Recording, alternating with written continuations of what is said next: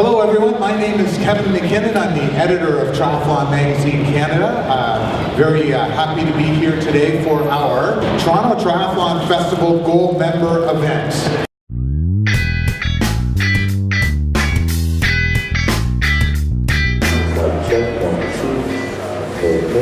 We are a few minutes away from getting things started. Oh, fantastic.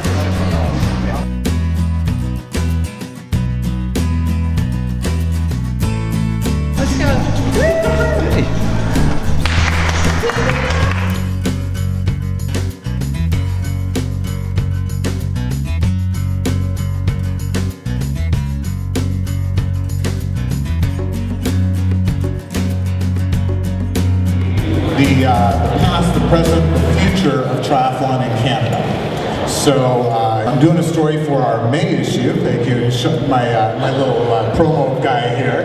I'm the editor, of course, of Triathlon Magazine Canada, and Eugene Liang, who is the high performance director. And Eugene had just a great quote. And he means absolutely no disrespect to you. I want to get that out first. But he said, basically, we lucked into Olympic medals in the 2000s. And what he meant by that was, the only person who was winning those medals was you, but you were winning those medals not because of what Triathlon Canada was doing at the time, but because of you, because you were a great athlete and all of that. I don't know, what are your thoughts on that? Oh, I really like Eugene, but I would wholeheartedly disagree. Every new administration comes in and says, the old guys, I'm not sure what they were doing, but we've got great plans because we reviewed what they did and now we're going to make some changes. And I don't know, sure, whatever, the next group's going to say the same about them. I think Triathlon Canada did a fantastic job with what they had and the knowledge that they had.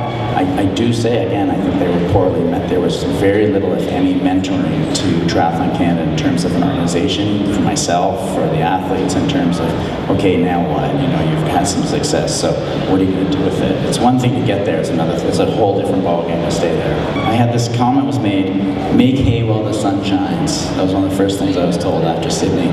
If I could erase hearing any comment, it would be that comment. I was a 24-year-old guy who had never thought about the sun not shining. I did not have a fear of that. I did not have a fear of what might not happen. It shifted. I began to trade mastery for hay, in the sense that I started trading the thing that I loved for this idea that I needed to make financial gain from what I had done. So I was not in it to make financial gain. I was in it because I love the art of mastery. I love learning. I love applying myself, and I love the daily commitment to excellence. And so that's what that was about. And then it shifted, and it very much became about the business side of sport for a very, very long time. And when I came out of sport, I thought, geez, the business stuff is whatever. I learned a lot from it. I had a lot of great experiences. But the joy of mastery and applying yourself to something with your whole heart is so much greater than the financial reward of things that you might buy with that. I kind of feel like we let you down on that level because you had to balance, okay, I want to be an Olympic athlete, I want to represent Canada, I also need to make a living at all of this and be able to do that. I guess so.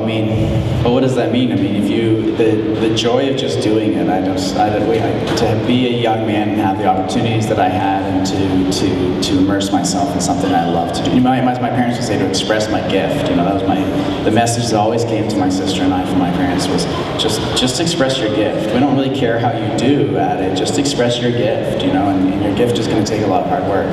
The financial side, I don't know. I mean, yeah, there's a lot of discussion that goes around about an athlete making a living, and that's not the exercise is not about making a living. The exercise is about expressing yourself with your whole heart, your whole commitment, and that stuff will come with it or it won't. But I wouldn't trade it, if that makes sense. Because you can never go back.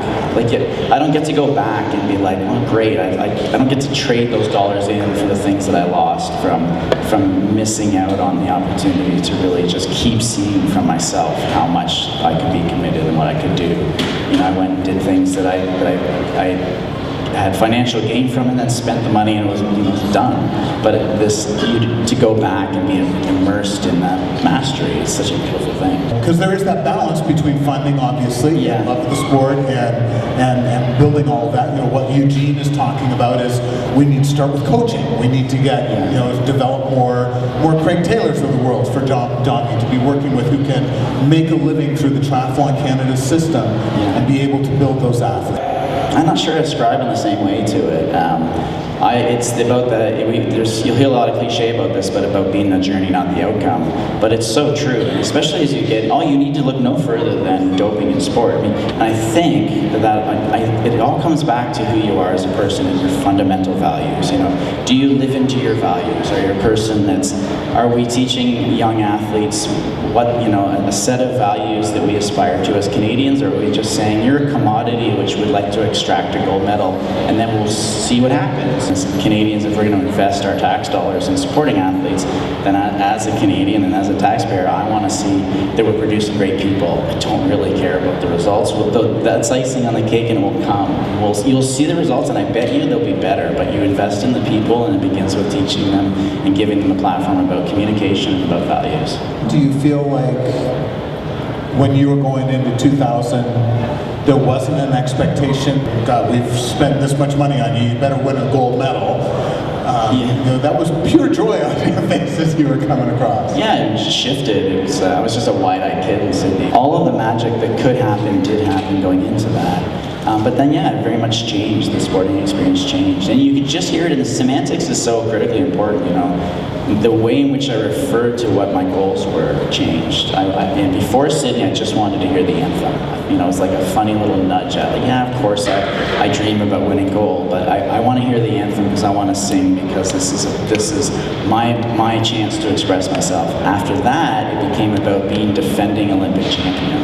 It was very much an outcome goal. And I was less, like I said in the beginning, it was just less ritualized, and the ceremony revolved around the celebration of just good results instead of the daily celebration of the joy of doing sport together, as a group, as a squad, as friends, as on this journey together.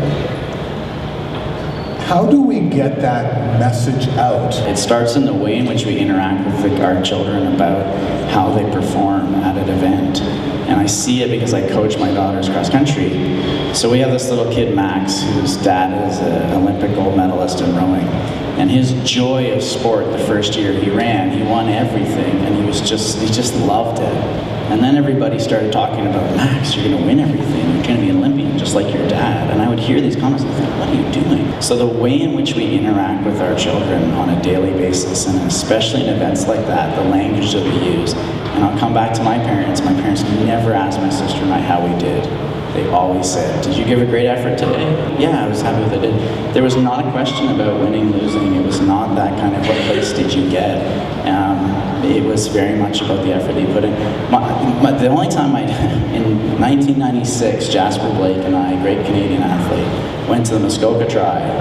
And it wasn't going our way, and we kind of goofed around a little bit. And on the run, we were just jogging along, chatting, and we just didn't put a great effort in. And as we were driving, my dad didn't say a word to me after the race, all the way through everything. And we were driving back. I was halfway back to Kingston on the 401, and I said, "What's with you? Like, you don't say anything?" And he shakes his head.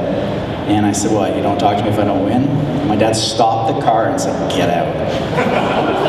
My dad was so mad. My dad did not recover for a long time after that, because Dad was like, I do not care how you do in those, but this is about expressing your gift and being immersed in it and having the courage to commit to it. You were not committed today. You were just there having a lark. You were unprepared. you saw it right from the beginning. He's like, I didn't appreciate that. I really didn't appreciate that. And it was a great lesson. I was 21, 20 years old, and I was like, whoa, okay, wait a minute. Dad's holding true to his values. He's living into his values. He's saying to his son, this is not about winning. This is not about applause for that. This is about the commitment the daily commitment that you make to excellence for yourself, to express your gift. Does that type of experience make it easier when things don't go as well? I crossed the finish line in Beijing. I had that split second, like, that was close, you know. I had that disappointment that I hadn't won again. And my dad's hanging from the crowd, and he pulls me in and he said, the poetry of sport. I just love the poetry of sport. And I said, what are you talking about? What are you talking about? And Dad said, 8 years ago you beat a German, and 8 years later that German inspired a young German who got you back. And he's so right, he's so right. And I just, right then, literally, I was like, oh, cool, I'm good with this. Like, I literally was like, oh, you're right, the poetry in that. And he even looked crashing in London. I came in with a bang, and I went out with a bang. And I can see the poetry in that, and the experience in it. It was dismantling, and it was quite traumatic to go through that. It was hard to, put all that work in and not see the result. But whatever, that's the story of sport, and we're here for the theater of it, for the joy of it, for the story, for the experiences, and that was the poetry of it. Like my dad said, I like the poetry of sport. Carried the sport in for Canada for a whole long time. How did you deal with that, or learn to deal with that? Oh, perspective. I grew up with an uncle with multiple sclerosis who could, by the end of his life, he would paint with a paintbrush in his mouth and could barely move anything but a little bit of his head. So for me to complain about running around my Speedo for a living and it being difficult was just really, my Uncle Hugh would have none of that. We were always, again, my sister and I were always given a lot of messages around, not around the guilt of having opportunity, but the blessing of having opportunity and to use it. That is a joyful thing that you choose to do. That is not like real pressure. Let's leave that for situations that are truly where people are truly disadvantaged. They're truly underprivileged. They're truly struggling to just survive. They're not just trying to do something that they love to do. Racing around the world, flying around, doing something they love. I just maintain perspective. How about a round of applause for Simon Whitfield?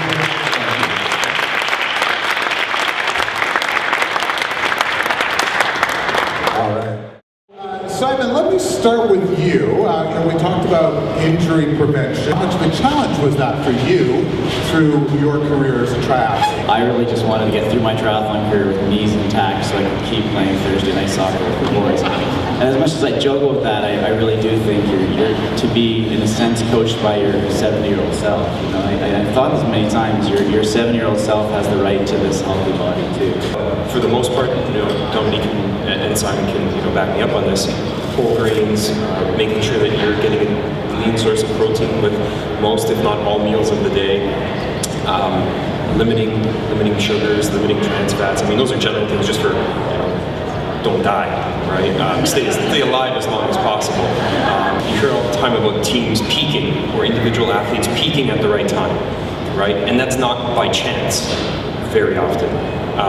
That's planned like that, right? That's planned 6 months, a year, 2 years, 4 years, 8 years out, right? To peak performance right at that time. Sort of tie back, you're not doing sort of the Oceania tour right now with the World Cup stuff. 4 years, Tokyo is down the road, and as much as it would be fun to be hitting up these races, the time I take now at the beginning of the quad will help me 4 years down the road. What is it like in the first year after the Olympics, trying to balance? We did a lot of what I would call ish training. It's reddish, it's bluish. We ran for an hour, 15-ish. We did a lot of that in the first probably 6 months coming out of Olympics, just to give a recharge to it. I don't know now that was necessary, only in the sense that the opportunity in Gamagori in 2005, I showed up not in the best shape I could have been in. I wasn't doing rides in the rain, let's say. And I missed a huge opportunity. I went to the World Championships, the race unfolded in a manner that would have suited me quite well, and I think I ended up 5th or 6th, and that was really my opportunity to win the World Championship. So as much as I say that, you know, you have gears and you plan it out like that, when you're in the prime of your career and you're at it, as much, you have a plan, obviously, and it's periodized, and you want to be precise about it. There's that ish component I joke about, just in the sense of taking a little bit of mental leeway. But you've got to balance that with opportunity. You have this gift where you're immersed in the mastery of something, and you're at your peak at it. And if it's to miss those opportunities by not because you didn't want to ride in the rain, you know, you look back on those things and regret those things. So Sounds like we've learned the first thing on your training program should be not die, I think Stephen was saying, right, in terms of your nutrition.